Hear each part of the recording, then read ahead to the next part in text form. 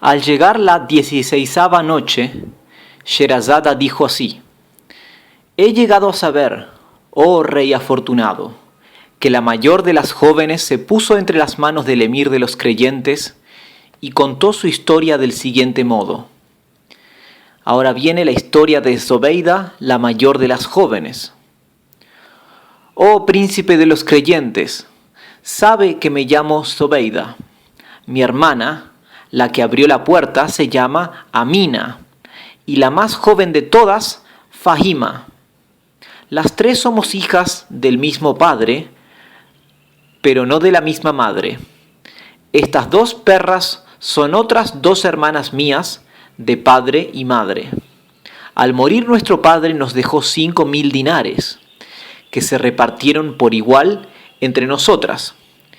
Entonces mis hermanas Amina y Fahima se separaron de mí para irse con su madre, y yo y las otras dos hermanas, estas dos perras que veis aquí, nos quedamos juntas. Soy la más joven de las tres, sin embargo, mayor que Amina y que Fahima, que están entre tus manos. Al poco tiempo de morir nuestro padre, mis dos hermanas mayores se casaron y estuvieron algún tiempo conmigo en la misma casa. Pero sus maridos no tardaron en prepararse a un viaje comercial, cogieron los 1.000 dinares de sus mujeres para comprar mercaderías y se marcharon todos juntos, dejándome completamente sola. Estuvieron ausentes 4 años, durante los cuales se arruinaron mis cuñados y después de perder sus mercaderías, desaparecieron, abandonando en país extranjero a sus mujeres. Y mis hermanas pasaron toda clase de miserias y acabaron por llegar a mi casa como unas mendigas. Al ver aquellas 2 mendigas, no pude pensar que fuesen mis hermanas, y me alejé de ellas. Sin embargo, ellas luego me hablaron, y reconociéndolas, les dije: ¿Qué os ha ocurrido? ¿Cómo os veo en tal estado?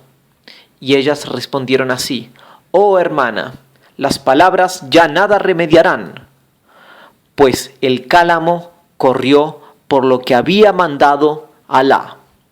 Nota a pie de página, esto equivale a decir que estaba escrito así. Oyéndolas, se conmovió de lástima mi corazón y las llevé al hammam, poniendo a cada una un traje nuevo, y les dije: Hermanas mías, sois mayores que yo, y creo justo que ocupéis el lugar de mis padres. Y como la herencia que me tocó, igual que a vosotras, ha sido bendecida por Alá y se ha acrecentado considerablemente, comeréis sus frutos conmigo.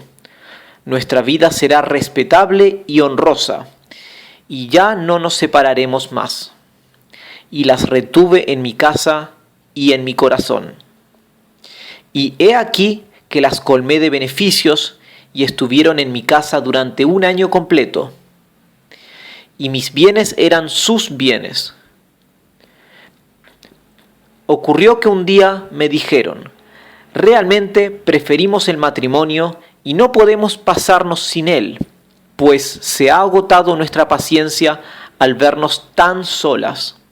Yo les contesté: oh hermanas, nada bueno podréis encontrar en el matrimonio, porque escasean los hombres honrados. ¿No probasteis ya el matrimonio? ¿Olvidáis lo que os ha proporcionado? Pero no me hicieron caso, y se empeñaron en casarse sin mi consentimiento. Entonces les di el dinero para las bodas y les regalé los equipos necesarios. Después se fueron con sus maridos a probar fortuna. Pero no haría mucho que se habían ido cuando sus esposos se burlaron de ellas, quitándoles cuanto yo les di y abandonándolas nuevamente. De nuevo regresaron ambas desnudas en mi casa y me pidieron 1000 perdones, diciéndome: no nos regañes, hermana. Cierto que eres la de menos edad de las tres, pero nos aventajas a todas en razón. Te prometemos no volver a pronunciar nunca la palabra casamiento. Entonces les dije, oh hermanas mías, que la acogida en mi casa os sea hospitalaria. A nadie quiero como a vosotras. Y les di muchos besos y las traté con mayor generosidad que la primera vez. Así transcurrió otro año entero, y al terminar pensé fletar una nave cargada de mercaderías y marcharme a comerciar a Basora. Y efectivamente dispuse de un barco y lo cargué de mercaderías y de géneros de cuanto pudiera necesitarse durante la travesía. Y dije a mis hermanas, oh hermanas, ¿preferís quedaros en mi casa mientras dure el viaje hasta mi regreso o viajar conmigo? Y éstas me contestaron, viajaremos contigo, pues no podríamos soportar tu ausencia. Entonces las llevé conmigo y partimos todas juntas. Pero antes de zarpar, había cuidado yo de dividir mi dinero en 2 partes. Tomé la mitad y la otra la escondí, diciéndome así, es posible que nos ocurra alguna desgracia en el barco, y si logramos salvar la vida al regresar, si es que regresamos, encontraremos aquí algo útil. Y viajamos día y noche, pero por desgracia el capitán equivocó la ruta y la corriente nos llevó hasta un mar distinto por completo. Hasta un mar distinto por completo al que nos dirigíamos. Y nos impulsó un viento muy fuerte que duró días. Entonces divisamos una ciudad en lontananza y le preguntamos al capitán, ¿cuál es el nombre de esa ciudad a donde vamos?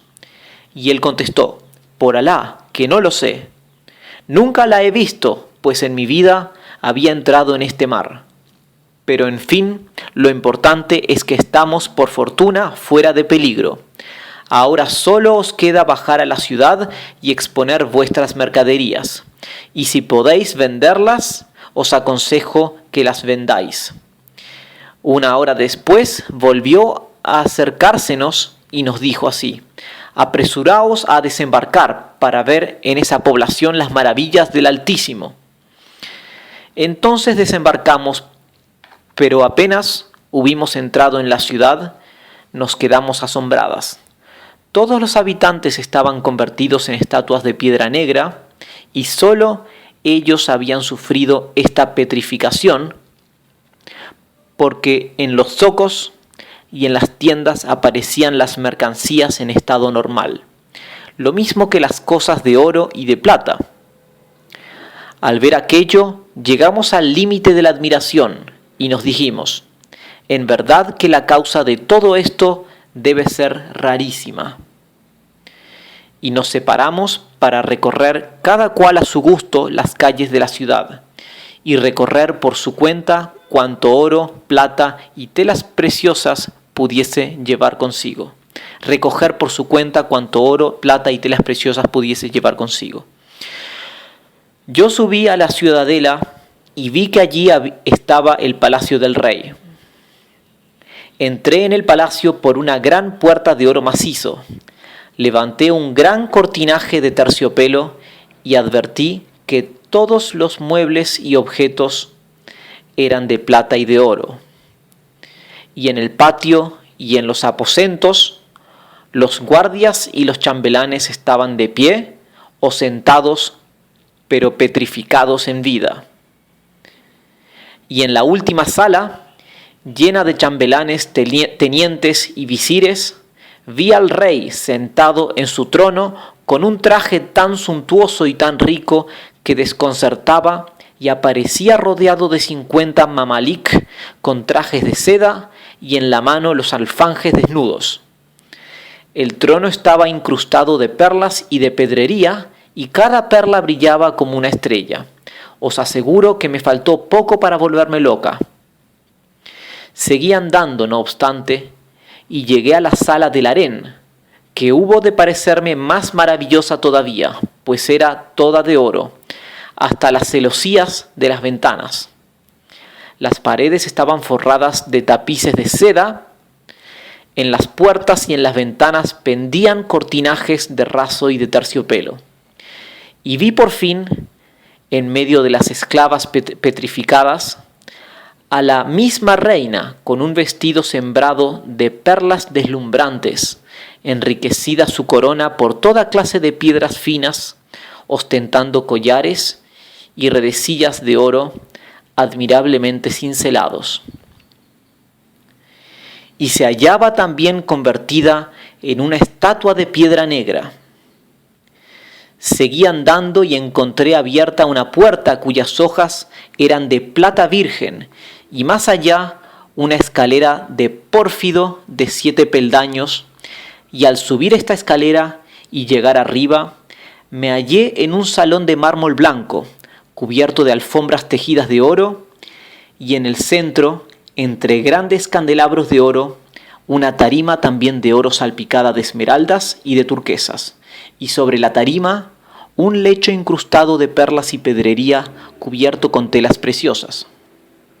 Y en el fondo de la sala advertí una gran luz, pero al acercarme me enteré de que era un brillante enorme, como un huevo de avestruz, cuyas facetas despedían tanta claridad que bastaba su luz para alumbrar todo el aposento. Los candelabros ardían vergonzosamente ante el esplendor de aquella maravilla, y yo pensé, cuando estos candelabros arden, alguien los ha encendido. Continué andando y hube de penetrar asombrada en otros aposentos, sin hallar a ningún ser viviente. Y tanto me absorbía esto que me olvidé de mi persona, de mi viaje, de mi nave y de mis hermanas. Y todavía seguía maravillada cuando la noche se echó encima. Entonces quise salir del palacio, pero no di con la salida y acabé por llegar a la sala donde estaba el magnífico lecho y el brillante y los candelabros encendidos. Me senté en el lecho, cubriéndome con la colcha de raso azul bordada de plata y de perlas, y cogí el libro noble, nuestro Corán, que estaba escrito en magníficos caracteres de oro y bermellón e iluminado con delicadas tintas, y me puse a leer algunos versículos para santificarme y dar gracias a Alá y reprenderme, y cuando hube meditado en las palabras del profeta, Alá le bendiga, me tendí para conciliar el sueño, pero no pude lograrlo, y el insomnio me tuvo despierta hasta medianoche. En aquel momento oí una voz dulce y simpática que recitaba el Corán. Entonces me levanté y me dirigí hacia el sitio de donde provenía aquella voz, y acabé por llegar a un aposento cuya puerta parecía abierta. Entré con mucho cuidado, poniendo a la parte de afuera la antorcha que me había alumbrado en el camino, y vi que aquello era un oratorio. Estaba iluminado por lámparas de cristal que colgaban del techo, y en el centro había un tapiz de oraciones extendido hacia el oriente.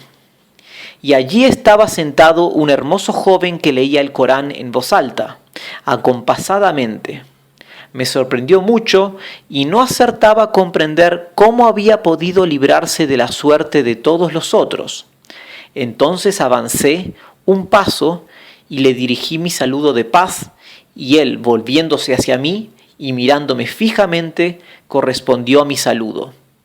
Luego le dije: por la santa verdad de los versículos del Corán que recitas, te conjuro a que contestes a mi pregunta. Entonces, tranquilo y sonriendo con dulzura, él me contestó: cuando expliques quién eres, responderé a tus preguntas. Le referí mi historia, que le interesó mucho, y luego le interrogué por las extraordinarias circunstancias que atravesaba la ciudad. Y él me dijo así: espera un momento. Y cerró el libro noble, lo guardó en una bolsa de seda y me hizo sentar a su lado. Entonces le miré atentamente y vi que era hermoso como una luna llena. Sus mejillas parecían de cristal, su cara tenía el color de los dátiles frescos y estaba adornado de perfecciones, cual si fuese aquel de quien habla el poeta en sus estrofas. Las estrofas del poeta que dicen así: el que lee en los astros contemplaba la noche, y de pronto surgió ante su mirada la esbeltez del apuesto mancebo, y pensó: es el mismo Sohal, Saturno, que dio a este astro la negra cabellera destrenzada semejante a un cometa. En cuanto al carmesí de sus mejillas, Mirrik, o sea Marte, fue el encargado de extenderlo. Los rayos penetrantes de sus ojos son las flechas mismas del arquero de las 7 estrellas. Jutared, o Mercurio, le otorgó su maravillosa sagacidad y a Bilsuja, o Venus, su valor de oro. Y el astrólogo no supo qué pensar al verle y se quedó perplejo. Entonces, inclinándose hacia él, sonrió el astro. Al mirarle, experimentaba una profunda turbación de mis sentidos, lamentando no haberle conocido antes, y en mi corazón se encendían como ascuas. Y le dije así: oh dueño y soberano mío, atiende a mi pregunta. Y él me contestó: escucho y obedezco. Y me contó lo siguiente: sabe, oh mi honorable señora, que esta ciudad era de mi padre, y la habitaban todos sus parientes y sus súbditos. Mi padre es el rey que habrás visto en su trono, transformado en estatua de piedra, y la reina que también habrás visto es mi madre. Ambos profesaban la religión de los magos adoradores del terrible Nardún. Juraban por el fuego y la luz, por la sombra y el calor, y por los astros que giran. Mi padre estuvo mucho tiempo sin hijos. Yo nací a fines de su vida, cuando transpuso ya el umbral de la vejez, y fui criado por él con mucho esmero, y cuando fui creciendo se me eligió para la verdadera felicidad. Había en nuestro palacio una anciana musulmana que creía en Alá y en su enviado, pero ocultaba sus creencias y aparentaba estar conforme con las de mis padres. Mi padre tenía en ella gran confianza y muy generoso con ella la colmaba de su generosidad, creyendo que compartía su fe y su religión. Me confió a ella y le dijo: encárgate de su cuidado, enséñale las leyes de nuestra religión del fuego y dale una educación excelente, atendiéndole en todo. Y la vieja se encargó de mí, pero me enseñó la religión del Islam, desde los deberes de la purificación y de las abluciones hasta las santas fórmulas de la plegaria, y me enseñó y explicó el Corán en la lengua del profeta. Y cuando hubo terminado de instruirme, me dijo así: oh hijo mío, tienes que ocultar estas creencias a tu padre, profesándolas en secreto, porque si no, te mataría. Callé, en efecto, y no hacía mucho que había terminado mi instrucción cuando falleció la santa anciana, repitiéndome su recomendación por última vez. Y seguí en secreto siendo un creyente de Alá y de su profeta. Pero los habitantes de esta ciudad, obcecados por su rebelión y por su ceguera, persistían en la incredulidad. Y un día la voz de un muezín invisible retumbó como el trueno, llegando a los oídos más distantes. Oh vosotros, los que habitáis esta ciudad, renunciad a la adoración del fuego y de Nardún, y adorad al Rey único y poderoso. Al oír aquello se sobrecogieron todos, y acudieron al palacio del rey exclamando: «¿Qué voz aterradora es esa que hemos oído? Su amenaza nos asusta». Sin embargo, el rey les dijo: «No os aterréis y seguid firmemente vuestras antiguas creencias». Entonces sus corazones se inclinaron a las palabras de mi padre y no dejaron de profesar la adoración del fuego. Y siguieron en su error hasta que llegó el aniversario del día en que habían oído la voz por primera vez. Y la voz se hizo oír por segunda vez y luego por tercera vez, durante 3 años seguidos. Pero a pesar de ello, no cesaron en su extravío. Y una mañana, cuando apuntaba el día, la desdicha y la maldición cayeron del cielo y los convirtió en estatuas de piedra negra, corriendo la misma suerte sus caballos y sus mulos, sus camellos y sus ganados. Y de todos los habitantes yo fui el único que se salvó de esta desgracia, porque yo era el único creyente. Desde aquel día me consagro a la oración, al ayuno y a la lectura del Corán. Sin embargo, he de confesarte, oh mi honorable dama llena de perfecciones, que ya estoy cansado de esta soledad en la que me encuentro y que quisiera tener junto a mí a alguien que me acompañase. Entonces le dije: «Oh joven dotado de cualidades, ¿por qué no vienes conmigo a la ciudad de Bagdad? Allí encontrarás sabios y venerables jeques versados en las leyes y en la religión. En su compañía aumentarás tu ciencia y tus conocimientos de derecho divino, y yo, a pesar de mi rango, seré tu esclava y tu cosa. Poseo numerosa servidumbre, y mía es la nave que hay ahora en el puerto abarrotada de mercaderías. El destino nos arrojó a estas costas para que conociésemos la población y ocasionarnos la presente aventura. La suerte, pues, quiso reunirnos. Y no dejé de instarle a marchar conmigo hasta que aceptó mi ruego». Pero en este momento de su narración, Sherazada vio aparecer la mañana y volvió a callarse discretamente. En el capítulo siguiente vamos a ver cómo sigue la aventura cuando llegó la 17ª noche.